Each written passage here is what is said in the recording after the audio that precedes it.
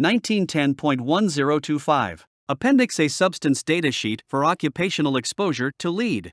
Appendix A to Section 1910.1025. Substance Data Sheet for Occupational Exposure to Lead. I. Substance Identification. A. Substance, pure lead, Pb, is a heavy metal at room temperature and pressure and is a basic chemical element.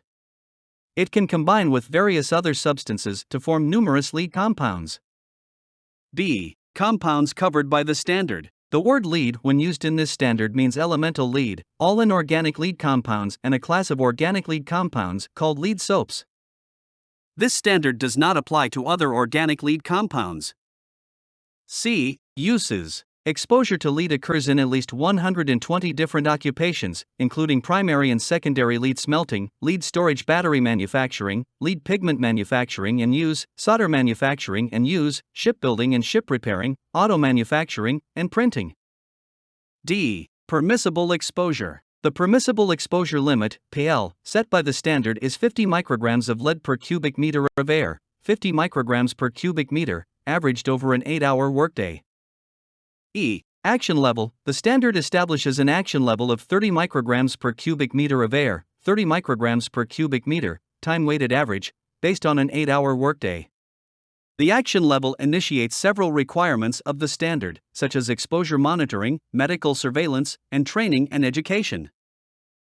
2. Health hazard data. A. Ways in which lead enters your body. When absorbed into your body in certain doses, lead is a toxic substance. The object of the lead standard is to prevent absorption of harmful quantities of lead. The standard is intended to protect you not only from the immediate toxic effects of lead, but also from the serious toxic effects that may not become apparent until years of exposure have passed. Lead can be absorbed into your body by inhalation, breathing, and ingestion, eating. Lead, except for certain organic lead compounds not covered by the standard, such as tetraethyl lead, is not absorbed through your skin. When lead is scattered in the air as a dust, fume, or mist, it can be inhaled and absorbed through your lungs and upper respiratory tract.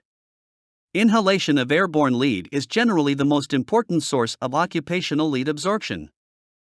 You can also absorb lead through your digestive system if lead gets into your mouth and is swallowed. If you handle food, cigarettes, chewing tobacco, or makeup which have lead on them, or handle them with hands contaminated with lead, this will contribute to ingestion. A significant portion of the lead that you inhale or ingest gets into your bloodstream. Once in your bloodstream, lead is circulated throughout your body and stored in various organs and body tissues. Some of this lead is quickly filtered out of your body and excreted, but some remains in the blood and other tissues. As exposure to lead continues, the amount stored in your body will increase if you are absorbing more lead than your body is excreting. Even though you may not be aware of any immediate symptoms of disease, this lead stored in your tissues can be slowly causing irreversible damage, first to individual cells, then to your organs and whole body systems. B. Effects of overexposure to lead. 1. Short-term, acute, overexposure. Lead is a potent, systemic poison that serves no known useful function once absorbed by your body. Taken in large enough doses, lead can kill you in a matter of days. A condition affecting the brain called acute encephalopathy may arise, which develops quickly to seizures, coma, and death from cardiorespiratory arrest. A short-term dose of lead can lead to acute encephalopathy. Short-term occupational exposures of this magnitude are highly unusual, but not impossible. Similar forms of encephalopathy may, however, arise from extended, chronic exposure to lower doses of lead. There is no sharp dividing line between rapidly developing acute effects of lead and chronic effects which take longer to acquire. Lead adversely affects numerous body systems and causes forms of health impairment and disease which arise after periods of exposure as short as days or as long as several years. 2. Long-term, chronic, overexposure. Chronic overexposure to lead may result in severe damage to your blood-forming, nervous, urinary, and reproductive systems. Some common symptoms of chronic overexposure include loss of appetite, metallic taste in the mouth, anxiety, constipation, nausea, pallor, excessive tiredness, weakness, insomnia, headache, nervous irritability, muscle and joint pain or soreness, fine tremors, numbness, dizziness, hyperactivity, and colic.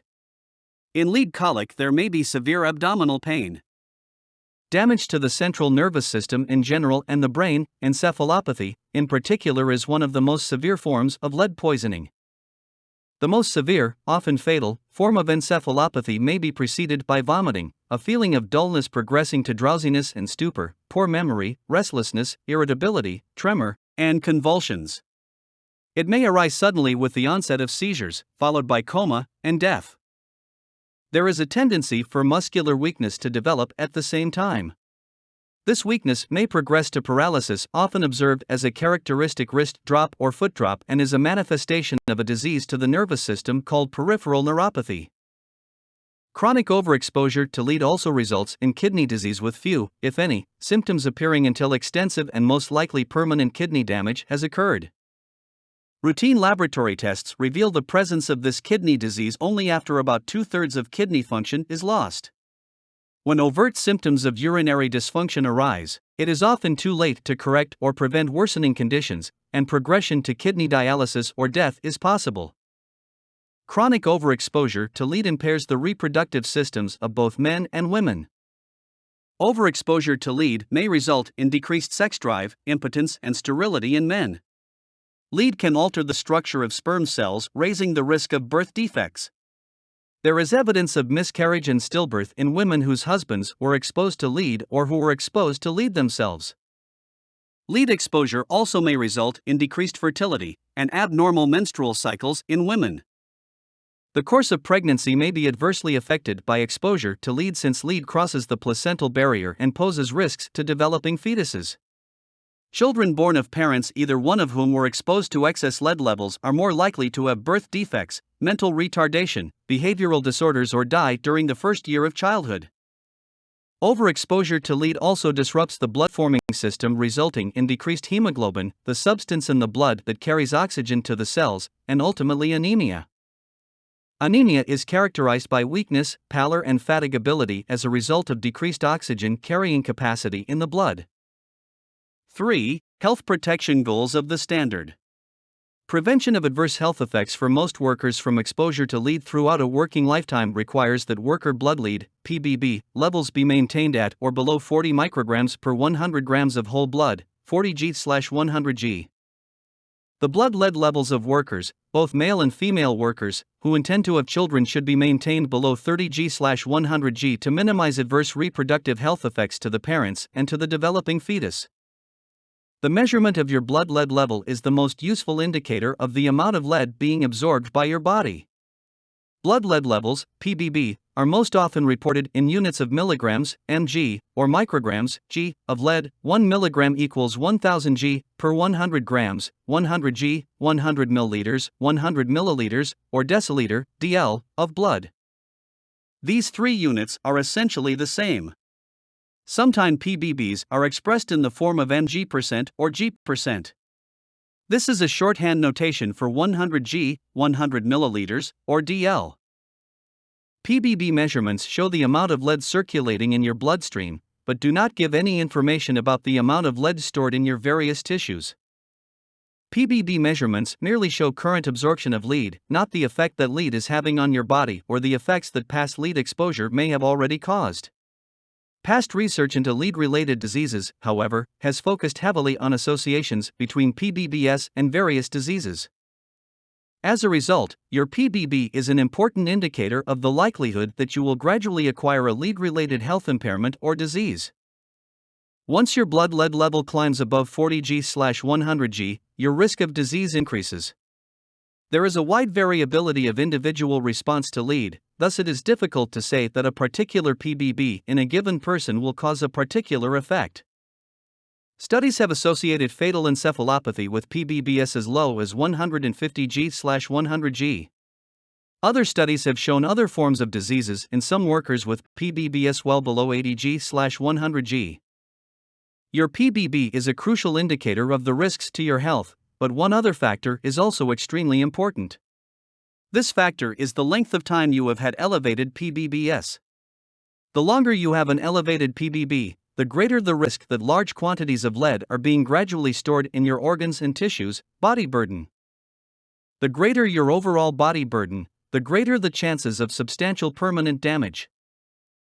The best way to prevent all forms of lead-related impairments and diseases, both short-term and long-term, is to maintain your PBB below 40G/100G.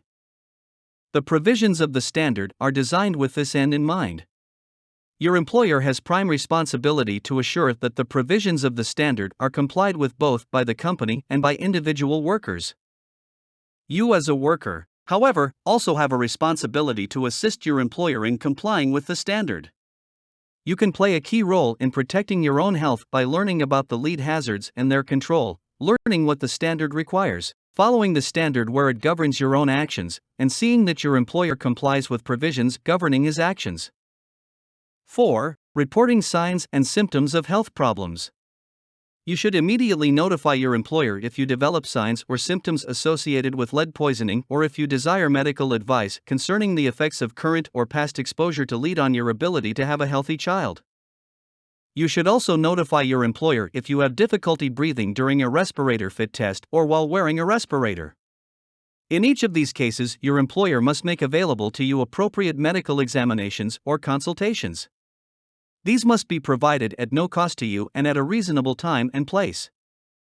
The standard contains a procedure whereby you can obtain a second opinion by a physician of your choice if the employer selected the initial physician.